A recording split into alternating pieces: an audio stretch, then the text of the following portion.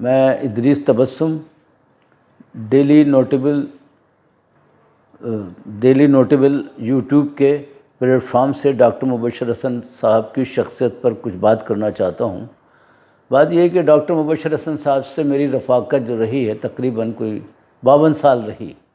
Doctor مبشر حسن صاحب 14 مارچ 1920 کو ان کی ڈیتھ ہو گئی تھی۔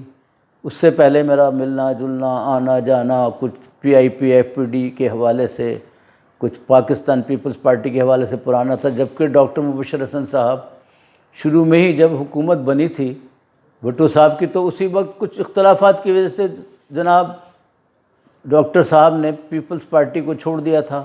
یہ خدا جانے کہ ان کے آپس کے اختلافات کیا تھے۔ لیکن اس کے علاوہ میں ایک بات یہ کرنا چاہتا ہوں کہ ڈاکٹر صاحب سے جب میں نے پوچھا کہ آپ نے امن پہ کام کرنے کے لیے کب اور کیوں یہ سلسلہ شروع کیا، تو ڈاکٹر مبشر حسن صاحب نے کہا کہ ایک زمانے میں 1948 میں انڈس برڈ پر ایک کتاب لکھ رہا تھا۔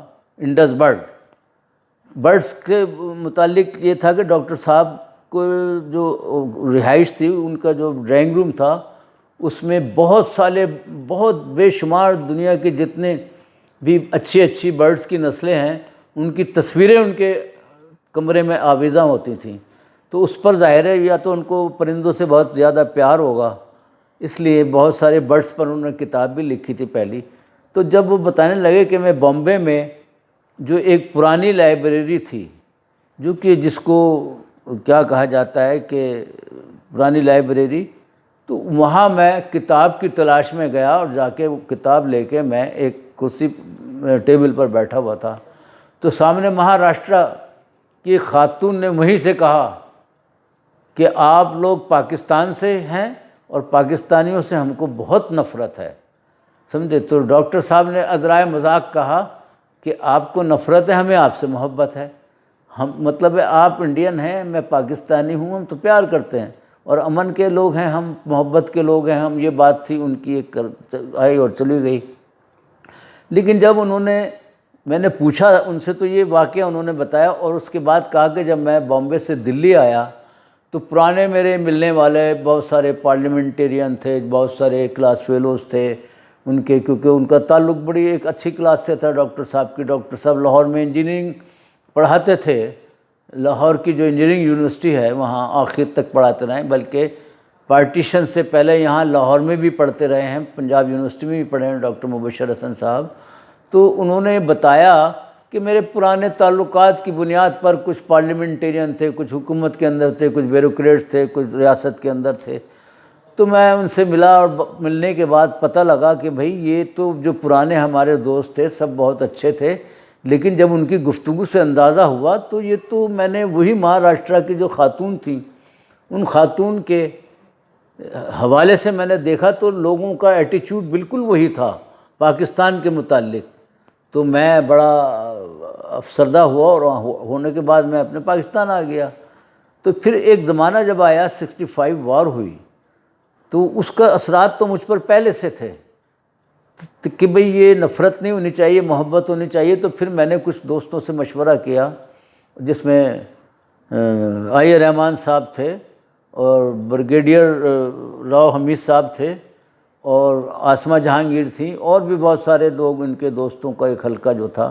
ان سے کہا کہ بھئی بات یہ ہے کہ یہ انڈیا اور پاکستان کے درمیان نفرت ختم ہونی چاہیے۔ آفٹر 65 وار کے بعد انہوں نے یہ سوچا اور کہا لوگوں سے، تو لوگوں نے اتفاق کیا اس کو۔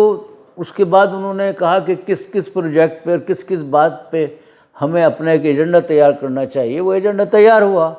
اس ایجنڈے کے اوپر یہی تھا کہ پیپلز ٹو پیپل کانٹیکٹ ہونا چاہیے، لوگ ایک دوسرے کے جو ڈیوائیڈ ہوا ہے، یہ پارٹیشن جو ہوا ہے، اس کے اندر آدھے لوگ رشتہ دار وہاں رہ گئے، آدھے یہاں آ گئے پاکستان، اور ادھر سے پنجاب سے اور ہندوستان جو چلے گئے، کچھ لوگ سندھ سے تھے، کچھ پنجاب سے تھے، پورے ان صوبوں سے زیادہ مائیگریشن ہوئی ہے، پنجاب سے اور UP سے۔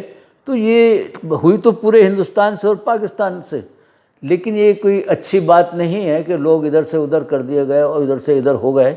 ٹھیک ہے، لیکن اب ان کو پیپل ٹو پیپل کانٹیکٹ ہونا چاہیے. ہماری تہذیب ایک ہے، ہماری زبان ایک ہے، ہمارا کھانا ایک ہے، ہمارا پینا ایک ہے، ہم سب لوگ ایک جیسے ہیں. تو یہ ایک جنگ نہیں ہونی چاہیے، امن ہونا چاہیے. تو اس کے واسطے پہلی مرتبہ ڈاکٹر مبشر حسن صاحب نے، وہاں کے جو لوگ تھے، کلدیپ نیر صاحب تھے اور بہت سارے لوگ تھے وہاں پر، جو ایئر فورس کے جو ایئر مارشل جو تھے، ان کا نام اس وقت میرے ذہن میں نہیں ہے، ان کے ساتھ بھی بات کی. اور انہوں نے کہا جناب امن پہ تو بات ہونی چاہیے، امن ہونا چاہیے. ادھر بھی لوگ ادھر بھی لوگ اکٹھے ہوئے، ایک میٹنگ ہوئی. اس کے بعد میں انہوں نے پہلی جو میٹنگ کی امن پہ 1995 میں پہلی میٹنگ ہوئی. یہاں سے کوئی 28-30 لوگ گئے اس میٹنگ کے لیے، PIP-FPD کے. تو دلی میں پہلی میٹنگ ہوئی تھی. اس کے بعد یہ طے ہوا کہ ہر سال ایک جوائنٹ کنونشن انڈیا میں ہوگا، ایک جوائنٹ کنونشن پاکستان میں ہوگا. تو اس حوالے سے تقریباً یہ 95 سے لے کے 2012 تک، آخری جو ہوا 11 دسمبر، یعنی دسمبر کی 28 تاریخ کو کنونشن تھا، جو کہ 3 دن رہا تھا. ٹھیک ہے، یعنی الہ آباد میں. اس کے بعد حالات ایسے ہوئے کہ آپ کے سامنے ہیں جو کچھ بھی انڈیا اور پاکستان کے. تو ڈاکٹر مبشر صاحب کو اس بات کا بڑا شوق ہوا کہ بھئی یہ تعلقات کیوں خراب ہو رہے ہیں. تو اس سے ظاہر ہے کہ ایک تو ان کی ایج بھی زیادہ تھی، اور انہوں نے ایک پہلی کتاب لکھی تھی شاہراہ انقلاب. ظاہر ہے کہ اس زمانے میں جب لکھی گئی تھی، اس زمانے کا ایٹماسفیئر کچھ اور تھا، انڈیا پاکستان کے اور یہاں کی ریاست کے طریقہ کار کچھ اور تھے. ظاہر ہے کہ 50 سال کے بعد جب دوسری کتاب لکھی تو 50 سال کے بعد پورا سسٹم، پورا تمام نظام جو تھا، ریاستی نظام ہو گیا، سیاسی نظام ہو گیا، ایڈمنسٹریٹو نظام ہو گیا، تمام نظام چینج ہوئے. تو جب 50 سال بعد جو لکھی، انہوں نے آج کے سینیریو پر، آج کے جو نیریٹو تھا، آج کا جو قومی نیریٹو تھا اور آج کا جو ریاست کا نیریٹو تھا، اس کے اوپر انہوں نے دوسری شاہراہ انقلاب لکھی گئی. اس بات پر بہت سارے لوگوں نے اعتراض کیا کہ ڈاکٹر صاحب کی پالیسی پچھلی کتاب میں کچھ اور تھی، اس میں کچھ اور تھی. میں نے بھی ڈاکٹر مبشر حسن صاحب سے یہ بات کہی کہ ڈاکٹر صاحب، وہ جو پہلی کتاب تھی شاہراہ انقلاب، اس میں آپ کا نظریہ کچھ اور تھا اور آج نظریہ کچھ اور ہے. تو مجھ سے ایک بات کہی کہ تمہاری تبسم کتنی عمر ہے. یہ بات میرا خیال ہے کوئی آج سے، جب ان کی کتاب آئی تھی کوئی 6-7 سال پہلے، دوسری کتاب شاہراہ انقلاب، تو مجھ سے انہوں نے کہا کہ آپ کی ایج کتنی ہے؟ میں نے کہا سر میری ہوگی 72 سال عمر. کہنے کہ جب تم 20 سال کے تھے تمہاری سوچ اس وقت بھی یہی تھی جو آج ہے.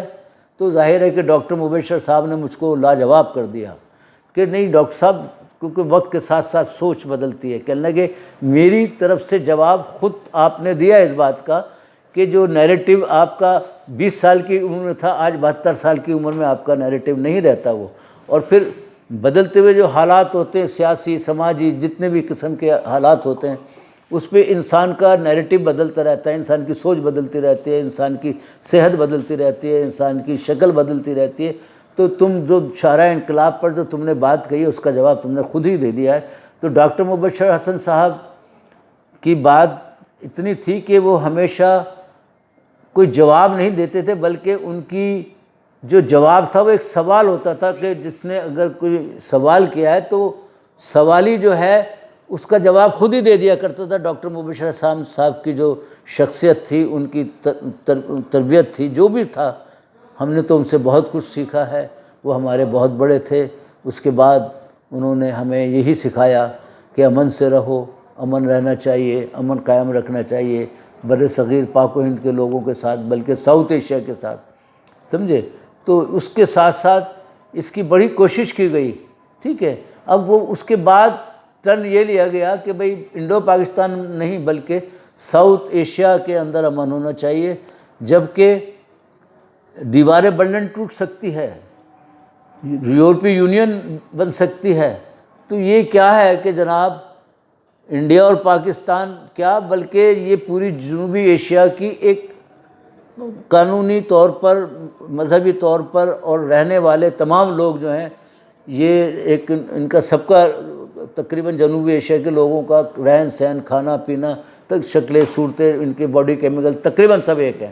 تو یہ یورپی یونین جب بن سکتی ہے تو اور دیواریں بلند ٹوٹ سکتی ہے، کیا ہم یہ ساؤتھ ایشین کارپوریشن نہیں بنا سکتے؟ تو یہ ان کا ایک آخری بات تھی۔ تو اس کے متعلق اور بھی دنیا کے اندر لوگ ہیں، جیسے کہ انڈیا کے اندر ستیہ پال جی ہیں، وہ سیف کے نام سے کام کر رہے ہیں، ساؤتھ ایشین فرٹرنیٹی۔ اسی طریقے سے ایک تنظیم ہے جس کے لیے یہ سیپ جو ہے ساؤتھ ایشین پارٹنرشپ ہے۔ تو اسی طریقے سے اور بھی ایک تنظیم ہے جو کہ آج اس مہینے کی آخری تاریخ کو انڈیا، پاکستان اور ساؤتھ ایشیا، جس میں آج ملیشیا میں 15 نومبر کو ایک میٹنگ ہونے والی ہے، جس میں ینگسٹر کے لیے جو ہے وہ ہے انڈیا پاکستان بلکہ ساؤتھ ایشیا کے۔